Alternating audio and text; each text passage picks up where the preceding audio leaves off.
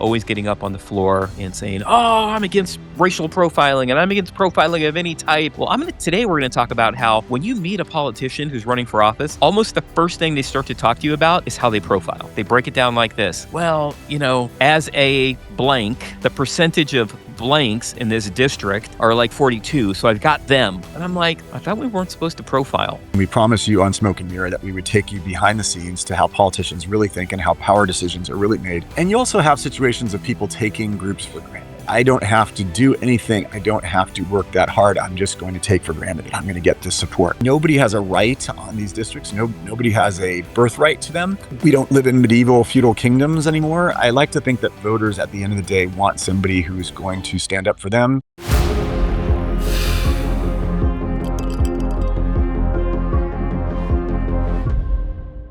All right. Welcome to another episode of Smoke and Power. I'm here with my co-host, Mike Gatto. Today, I want to talk about something that I find interesting because, we always talk about how you're not supposed to profile people, right? And you see all these legislators always getting up on the floor and saying, "Oh, I'm against racial profiling and I'm against profiling of any type. And we need to stand up against profiling." Well, today we're going to talk about how when you meet a politician who's running for office, almost the first thing they start to talk to you about is how they profile. Like, they do. Every time I've met with someone who's running for office, at some point in our discussion, Mike, they break it down like this. Well, as a blank, the percentage of blanks in this district are like, 42. So I've got them. And then, so I just need to work on the blanks and the blanks. And if I can get the blanks and the blanks with my blanks, that'll put me over the thing. And I'm like, so many times I'm staring at them going, I thought we weren't supposed to profile. What are you doing? So, Mike, why do politicians do this all the time? But in these cases, it's okay that they do it. Well, so this is a really fantastic episode, and we promised you on Smoke and Mirror that we would take you behind the scenes to how politicians really think and how power decisions are really made. And this is a classic example because this is an issue that, kind of cuts both ways. It's a very delicate, very sensitive issue. And, I'll give both sides of it. I think there's three sides of it. The first side is, we all want to live in a country where, of course, different groups have electoral power. That was one of the things that Martin Luther King fought for, right? Is making sure that different groups who had been, in many cases packed in a little districts or whatever, that folks could elect somebody that they wanted, that their vote would matter. But on the other hand, the world has changed a little bit. And in some cases, as David noted, you have examples of politicians engaging in profiling and just saying, assuming that groups are monolithic and they're all going to go for them or go for somebody else. And you also have situations of people taking groups for granted, right? Where it's like, hey, I don't have to do anything. I don't have to work that hard. I'm just going to take for granted that I'm going to get this support. Conversely, you also have situations of live by the sword and die by the sword. I know of politicians who talk about their own group like they can take them for granted. They don't have to do anything. They don't have to work. They don't have to put out position papers. They don't have to do anything. Their group's going to vote for them. But the minute that there's another candidate of their same group on the ballot, it's like, oh my God, this is a catastrophe. Our vote is going to be split. And so what I will tell you is behind the scenes of power, right, is I taught political science, upper division political science at USC. And, there are textbooks, there are political science texts that talk about the ethnic performance numbers of various different groups. There was a time in our country where, it could be assumed that if a candidate was of a certain heritage, that his or her own group would vote for him 90% of the time.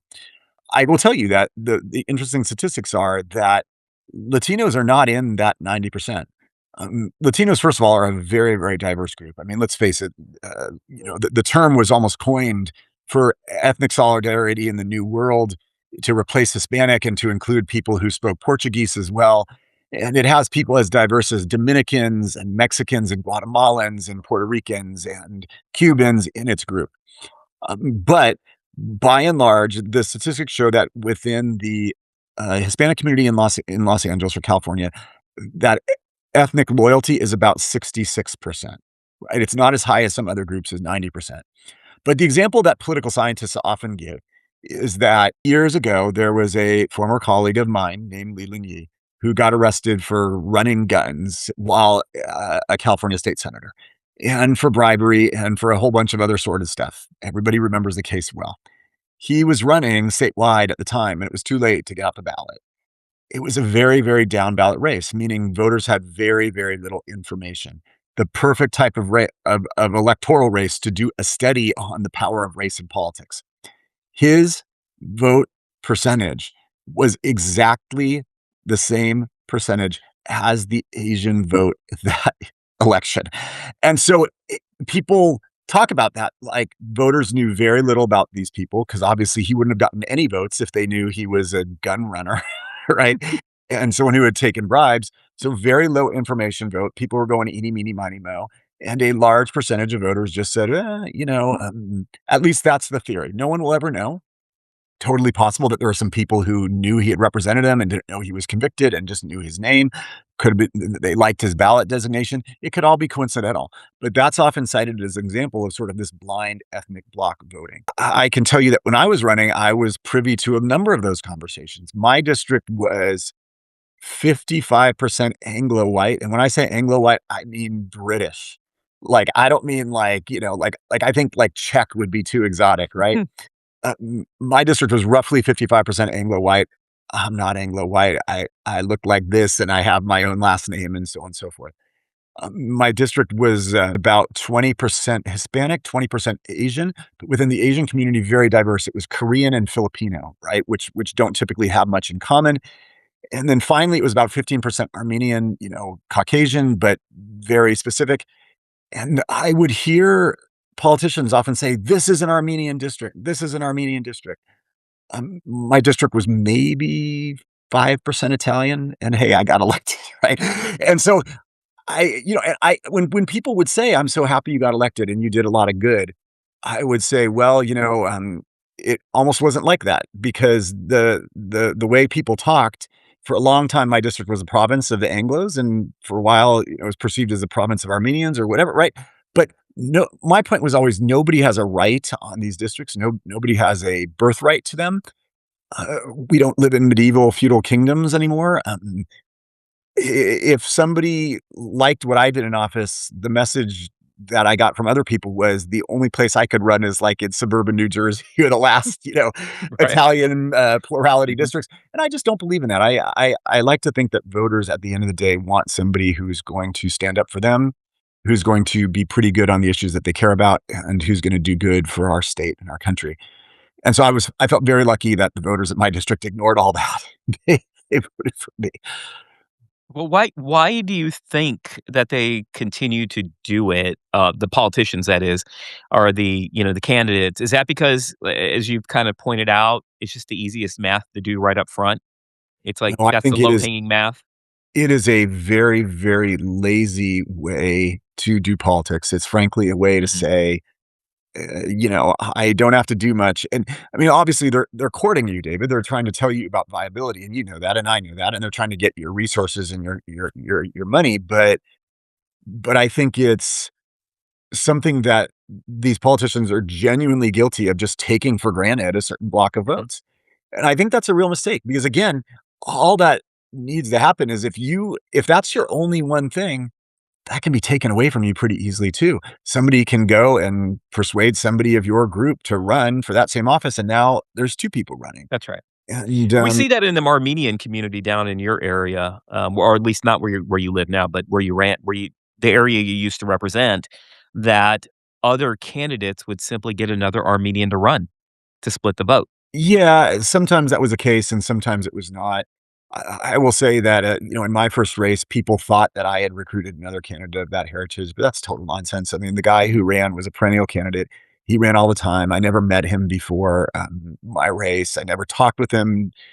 Like, there was no connection. I mean, and this guy went on to run for a gazillion things and got elected to the Glendale City Council at some point. Yeah, And alright. so but no, you've had races where, someone is running whose name is, and you'll have people recruit a candidate with almost an identical name, right? I mean, to try to split the vote, and that is dastardly, and it's not a good tactic. But I think generally speaking, I think you're right. I don't think it's necessarily right for people to profile And that is a very clear form of profiling, which is just It to say, is. my group is monolithic and they're all going to Yeah. vote for me because, give me a break. I mean, that's, There are a couple of candidates I actually called out on it before because I knew that they probably weren't gonna win, and they were, trying to break it down, and I think it was an Asian who was actually trying to show how his Asians were the were the preeminent Asians in that district, and I just had to say, "Dude, aren't you kinda profiling?" I was joking, I was yeah. kind of half joking, but he didn't know what I was talking about. He just looked at me like, "Huh?" And I was like, "Aren't you kinda racially profiling there?" Again, I was kidding, Yeah. right? It, It's like I was pointing out the obvious, and he just really didn't know what I say, "Okay, yeah, yeah, okay, I appreciate it." And, it went on talking. I jumped past it, but it's so common that even when pointed out, they don't acknowledge it because they're just so used to doing it. Some of them, it is some of so, them. and it is so, so common and it's truly sad. And, you also wonder if we will headed towards Lebanon because Lebanon actually, they reserve different seats in their parliament for different ethnicities, Good which lord. I understand, it's a pluralistic country and they've had issues with that before, but it's just very strange. I mean, sometimes even redistricting commissioners are guilty of saying comments like this on the microphone. Oh, good god, yes, Yeah, yes. it's just, Well you know, well, this I felt that the listeners or the viewers would really like to know, as we give them a peek behind what goes on in this business, that this is a big deal for many politicians that they actually one of their leading comments about their race is, "I'm blank, and my blanks are like 32% of the district, therefore," right? And so it's pretty interesting because I don't think people really know that. You might assume it, right? But know that it is a fact. It does happen. So, Mike, I appreciate your insights. Really good insights there, and we hope to see you guys again. Like and subscribe. Send it to a friend. Give us your comments if you think that that's how politicians should act. If you think that they should divide their campaign amongst the racial entities in their potential districts. So let us know if you disagree with us. Mike, anything? thanks for listening, everybody. We'll see you next time.